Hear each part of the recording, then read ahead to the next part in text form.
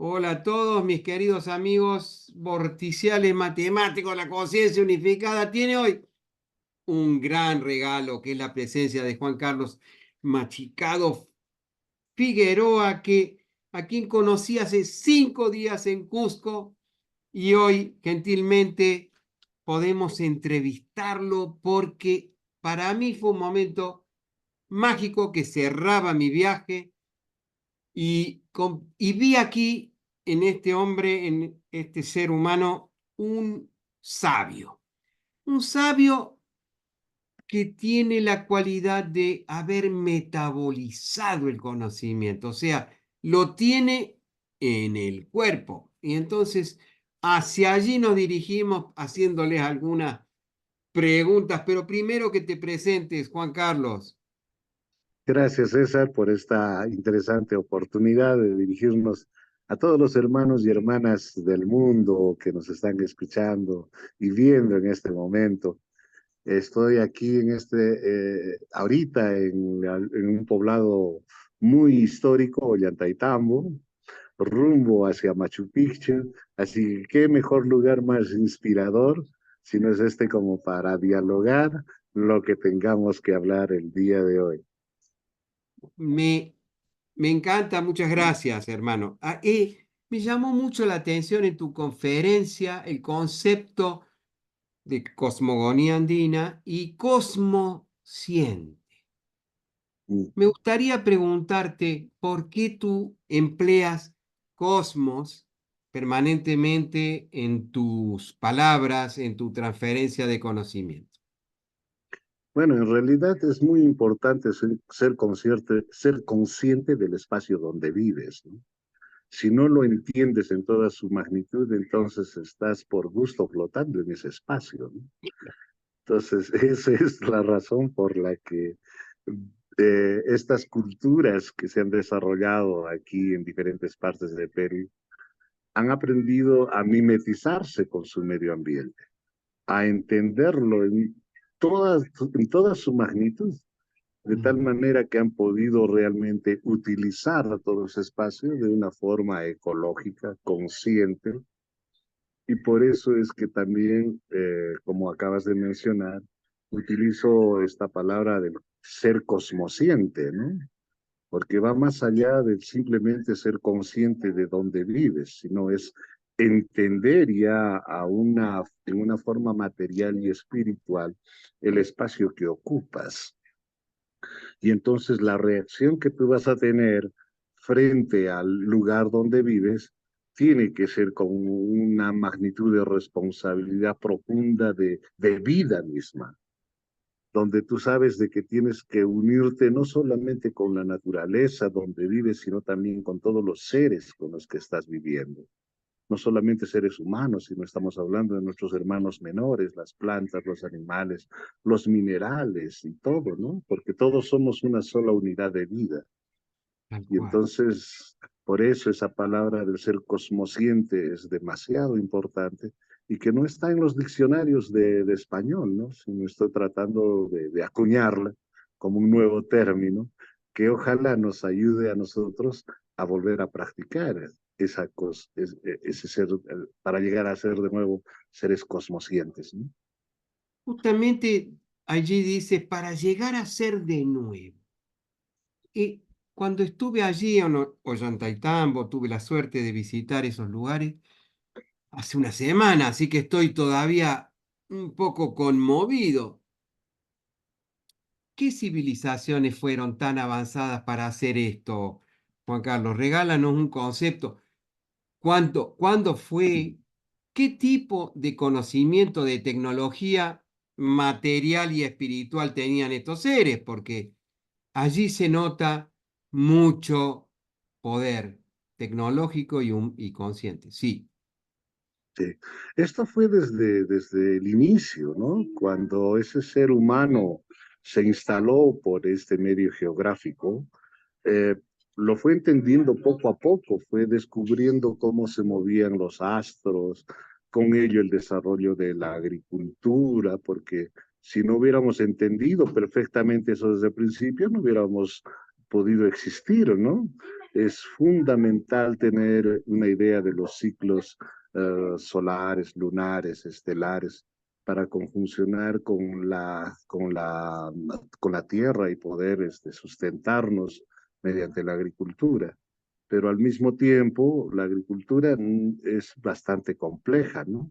Donde tú necesitas a veces no solamente agua, sino también vientos, elementos polinizadores. Y entonces la experiencia y la observación hizo de que estas sociedades desde el principio se volvieran complejas, ¿no? Hoy en día a nosotros nos parece un poco difícil todo ello porque estamos pues acostumbrados a estos juguetitos tecnológicos que nos distraen, ¿no? En cambio allá, ¿te imaginas el solamente tener que pensar que no tenías electricidad? Que en las noches te maravillaba ver todo un cielo claro lleno de estrellas y que hay movimiento ahí arriba. También escuchas los sonidos alrededor tuyo de los animalitos, de la naturaleza, sientes los vientos con fuerza, las heladas con fuerza. Entonces todo ello van siendo parte de tu experiencia que realmente te ayudan a entender de mejor manera el espacio donde vives. Así que entonces diremos, desde que se hicieron las primeras civilizaciones, desde los 5000 años antes de Cristo, con la cultura Sechimbajo, que ahorita está siendo explorado, hasta los incas, realmente pues han llegado a poco a acumular mucho más conocimiento y sensibilidad con la naturaleza y hacer de todo eso una ciencia que al final va a ser ritualizada para que haya un respeto profundo por nuestra existencia, ¿no? Eso es lo que ha pasado con estos seres humanos. Sí, mi sensación es que cuando uno conoce por primera vez estos lugares, Ollantaytambo, Cusco, el mismo Machu Picchu, uno se vuelve un mejor ser humano de solo caminar por esos lugares. Vos Cierto. que es algo que he notado en ti, un buen ser humano, por la conexión que tiene con los símbolos, con esa conciencia antiquísima, que trasciende nuestras vidas físicas, pero que de alguna manera deberíamos incorporar algo de todo eso a nuestra cotidianeidad, ¿verdad? Sí, sí, y es urgente. Es Eso. urgente que todo eso ingrese a nuestros tuétanos, como se dice, porque estamos llevando nuestro planeta hacia una destrucción total, ¿no? Y si nosotros no despertamos a tiempo, o quizás vamos a tener que estrellarnos porque a veces la humanidad parece que le gusta pasar por momentos difíciles para que recién la misma Pachamama nos sacuda y nos haga ver de que estábamos por el camino errado, ¿no? Pero cuanto más antes lo hagamos, cuanto más antes despertemos y enseñemos a los niños eh, cómo la misma vida se debe ritualizar, cómo el mismo conocimiento se debe respetar, entonces vamos a crear un nuevo tipo de conciencia, ¿no? Y tendremos a la larga líderes que inclusive ya no pensarán egoístamente como hoy en día sucede, ¿no? Sino tendremos líderes prácticamente preparados en ambos sectores, en lo material y en lo espiritual, y podamos dirigir de mejor manera los destinos de la humanidad. Completamente de acuerdo. Esto me gustaría el concepto es un gobierno interno de la humanidad, que sea capaz de dirigir cada uno su vida en conjunción con todos los demás seres sintientes, no solo de las escalas visibles que tú nombraste, mineral, vegetal, animal, humano, sino también otras escalas. Cuando al final de tu charla, hermosa comprensión que transmitiste, tú dijiste dos veces. Después no tuve tiempo de compartirte algo, pero cuando veíamos las piedras, esa fusión liquidificada de las piedras que traen conciencia y que tú habías descubierto llamas en, encriptadas allí, que seguramente hay muchas cosas más para descubrir. Tú dijiste dos veces la palabra plasmado. Esto está plasmado. Y a mí me gustaría aventurarme en una pregunta contigo, hermano, que es, ¿por qué hablas de plasmado? Porque a mí, desde mi investigación matemática y geométrica, esto es plasma. Esto que estábamos viendo es plasma que se ha modulado, cuarto estado de la materia, para construir Sacsayhuamán, todas estas increíbles bellezas, y me imagino todo lo que hay allí. Entonces, si esto se plasmó, ¿cuál es la manera en que tú lo ves a ese Bueno, estado de la materia? bueno, al decirte esta palabra estoy refiriéndome bastante a una integración de nosotros con todos los otros elementos de la naturaleza. Generalmente en este mundo occidental nos dicen a nosotros de que solo los animales y los vegetales están vivos y los minerales están muertos. En el mundo andino todo es diferente, ahí no hay nada muerto, todo está vivo. Al trabajar con una piedra, tú estás trabajando con mucho cariño esa piedra, la estás tallando con mucho cuidado. Entonces, estás hasta sabiendo, hasta se llega a conocer la sensibilidad que tiene esa piedra mediante la dureza que tiene. Y la forma de tratarla, de ejecutarla, es una forma precisamente eso, de integrarte, de ser parte de esa piedra cuando estás trabajando. Entonces, por ejemplo, en Sacsayhuamán, tú tienes unas piedras almohadilladas y tú te preguntas, Sí, ¿qué necesidad hubo de hacer esas piedras almohadilladas? ¿Por qué no la hicieron con granito? ¿Por qué no la hicieron con otros tipos de piedras? Y precisamente solo se hace con la caliza, aunque también se hizo con granito, pero bueno, lo importante es que se hizo con caliza, porque ellos sabían perfectamente de que el enemigo fundamental de ese tipo de piedra es la lluvia, la va a dañar permanentemente. Entonces, si tú tienes que esconder las uniones de los encastres de la sí, lluvia, entonces tienes que darles esas formas almohadilladas y cuanto más escondas de la lluvia esas uniones, esto se va a servir mucho más, va a ser el tiempo de uso de las paredes va a ser mucho más prolongado. Cuando lo han hecho con granito, que no era necesario hacerlo, ya lo han hecho más por una cuestión estética y también, como siempre, con cariño, ¿no? Es decir, yo puedo ayudarle a esta piedra a tomar esta forma. Fíjate que es importante eso, ¿no? De decir, yo puedo ayudarle a esta piedra a tener esta forma, qué ¿no? bien, qué bien. Entonces, a eso Magnífico. voy con lo que es plasmar esto. Y obviamente cuando se incorporaron figuras dentro de los paramentos, pues de hecho que te están haciendo conocer toda la magnitud simbólica, filosófica y útil de ese espacio, ¿no? Tal cual, tal cual. Y la pregunta sería, nosotros, estas civilizaciones tan poderosas que dejaron plasmado todo esto,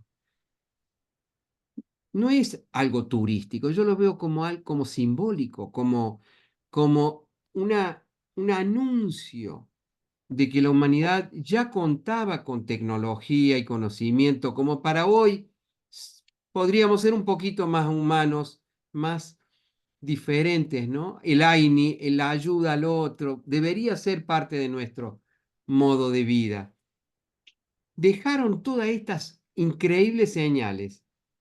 ¿Y tú, qué nos transmites? Tú que la has palpado, tocado, sufrido, sentido a todas estas construcciones megalíticas. ¿Qué mensaje nos dejaron y qué podemos hacer nosotros de aquí en más?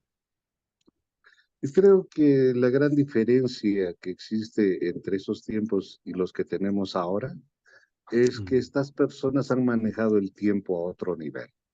Para mm, nosotros hoy en día el tiempo implica pues ganar dinero, si hacemos un sobretiempo en el trabajo tenemos siempre un salario extra. Ellos no manejaron el sistema monetario. Para ellos no les interesaba terminar rápidamente una pared, ¿no? O un textil o una joya. Tuvieron que hacerla con mucho cuidado, buscando calidad en el tiempo que esto llevara.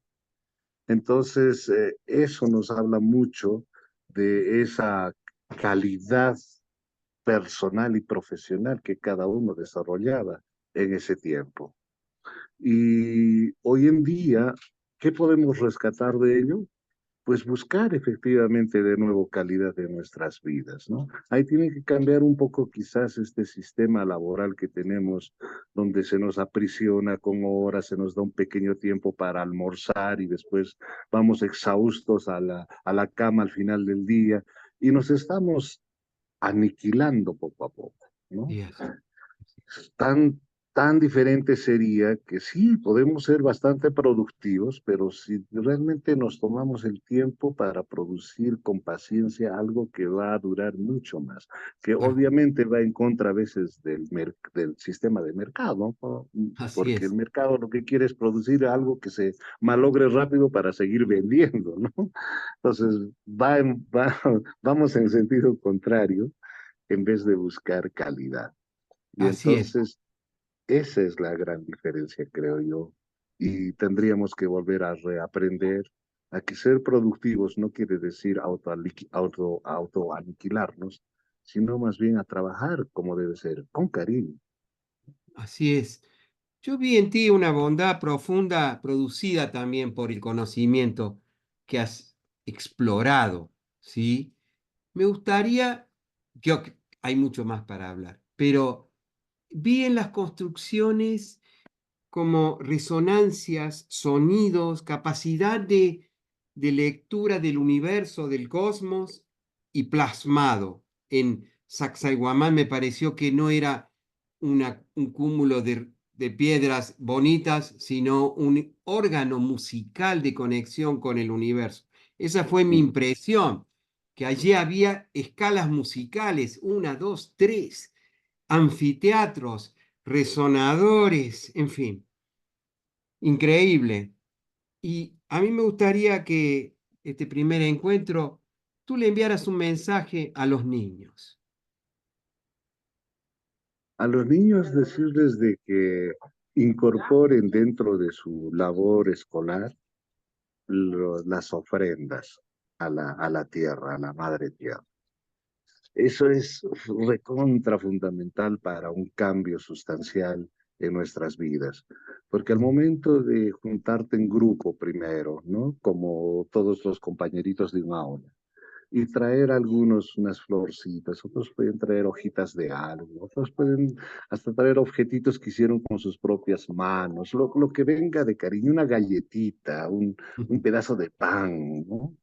Y que todos compartan en el centro y le pongan así, hagan un agujerito en la tierra y pongan con cariño diciéndole gracias, Pachamama, por los padres que tengo porque me están educando. Gracias por el alimento que recibo todos los días, por el cariño que recibo todos los días. Gracias por los profesores, ¿no? Que tengo. Y si aprendieran a hacer todo ese ejercicio espiritual de agradecimiento permanente, van a crecer con otra mentalidad, van a crecer con una mentalidad ecológica, con cosmosiente, como digo, de saber valorar todo lo que reciben en la vida y saber y empezar a entender profundamente desde niño que tú no eres el dueño de la naturaleza, que al contrario, tú le perteneces a ella, tú eres parte de la naturaleza. Y como tal, ¿cuál es tu razón de existencia? Es ser el guardián de la Pachamama, cuidarla, amarla, atesorarla, así como amamos al hermano, al papá, a la mamá. De la misma manera tenemos que aprender a amar a esta tierra, porque sin ella no tenemos nada. Tal cual. Así que creo que por ahí podemos empezar con los niños y ojalá empecemos todos en las escuelas con este Mm, ejercicio espiritual, que es Así fundamental. es. Fundamental, muchísimas gracias. ¿Te puedo hacer una pregunta difícil? Las que quieras, hermano. Cuando tú hablas del despertar, ¿cuál fue tu despertar? ¿Cuál fue ese momento que conmovió tus tuétanos, la médula, el interior de tus huesos. Sí. Esta es una historia bien bonita. Bueno, primero que de niño tuve la suerte de tener un padre que nació en una comunidad aymara ahí al lado del lago Titicaca, muy pequeñita, Yunguyo. Y Yunguyo tiene muchas tradiciones arraigadas en ceremonias con la tierra y las danzas y la música. Escuchar al menos esos sonidos de las zampoñas y las tarcas, que son instrumentos de viento especiales, con unos bombos de cuero de llama y de alpaca que hacen un sonido especial, te transportan realmente a un respeto por la tierra misma, ¿no? Entonces crecí con esa música, con esas tradiciones, todas las veces que iba con mi padre por ahí. Y cuando posteriormente ya estudié profesionalmente turismo historia y antropología, entonces me fui dando cuenta de que todo lo que me habían enseñado desde colegio, esa historia escrita oficialmente, no coincidía precisamente en muchos aspectos con las experiencias que había tenido de niño. Correcto, correcto. Entonces dije, aquí hay algo que no está bien explicado. Así que eso me llevó prácticamente a despertar y empezar a indagar. Ya me iba a las comunidades, ya no solo por Yunguyo, me iba por otras zonas acá de Cusco, otras partes de Puno, a sacar información o a veces simplemente ir en los momentos ceremoniales o festivos a bailar, a disfrutar con la gente, ¿no? Esos momentos tan especiales y entender profundamente qué sucedía hasta dentro de mis tuétanos, ¿no? Cómo me conectaba con toda esa ceremonia. Eso me ayudó mucho a despertar y cuestionar, obviamente, la historia oficial. Y jamás pensé escribir un libro en realidad, ¿no? Todo eso lo tomaba solo como una experiencia personal, hasta que conocí un grupo aquí de la Universidad de Nottingham, de Inglaterra.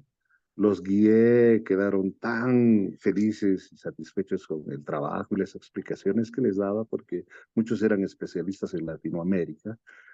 Y me invitaron a dar cátedra en la Universidad de Nottingham. Estuve por 5 años allí. Y es allí donde recién me contagié con la idea de escribir un libro, ¿no? Porque me decía, Juan Ah, Carlos, si te bien. hemos traído hasta acá, no creo que todo lo que conoces se quede contigo, se vaya al cementerio contigo. No, no, no, eso no tiene que ser así. Mm, Y me entrenaron a escribir porque yo no, acá no nos entrenan para eso, ¿no?